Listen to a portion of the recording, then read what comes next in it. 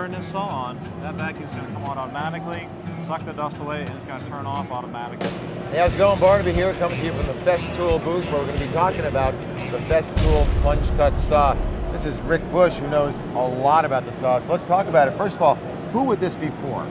This is for cabinet makers, furniture builders, anybody who has a table saw and they're struggling right now with trying to cut sheet goods. Interesting technology.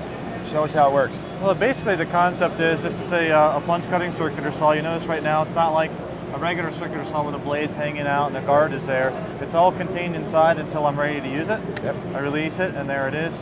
Has a little riving knife to cut back on any risk from kickback or getting the saw blade pinched in a cut. Yep. But the cool thing about this really is what you're not seeing in any type of circular saw system is the guidance. If you think about how you use a circular saw now, you might push it against some type of fence or strap a 2x4 down and hope that it's straight and you can guide it. Yep. The problem with that is you're going to be fighting it the whole time. Yep. With this idea, we put a groove in the base of the saw and we have a rib on this straight rail, and that's going to give us perfect guidance. We're going to drop that right on, and I'm going to be able to guide my cut and have it be laser straight from beginning to end. And the cool thing is, this edge out here, it's a little bit opaque, it's a little hard to see, but that is exactly where this saw is going to cut. So when I go to set up my cut, I know from point A to point B where my saw is going to go, that I could even just put it down with one hand, close my eyes, make the cut, and I'm out of there, and it's perfect every time. When I see that there's a seam here, is this a modular system? Yeah, actually I have this as a sample here to show that you can take multiple rails and connect them together. We have rails that run from 32 inches all the way over 16.5 feet. All right. And what about if you want to make some sort of an angled cut?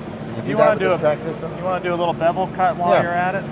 Nice thing is these saws are set up to pivot on a single point. So that cut line right here is still the same place when I'm going to be cutting, whether I'm at 32 degrees, 17 degrees, or at 0 degrees. So you're not trying to line it up in the notch on the front plate? No guesswork, no offset. It's going to be perfectly guided by the guide rail, and that splinter guard, that clear piece out here, not only will give me the reference point to where to line up, but it'll keep me from tearing out the wood. I see it also has a nice plunge cut. Yeah, you can set a point, and you know where you want to start, and you know where you want to stop. Because this is a plunge cutting circular saw, you're able to plunge that blade down into the cut, pull it back out from a start point to a stop point. So if you want to cut out a hole for a register, you need to cut out some boxes for a cabinet or maybe speakers, you can easily just cut a little square out, no problem. To what depth? This will cut up to nearly 2 inches. The larger model here is up to about 2 3/4. Again, it is the Festool plunge cut circular saw. Want to know more information?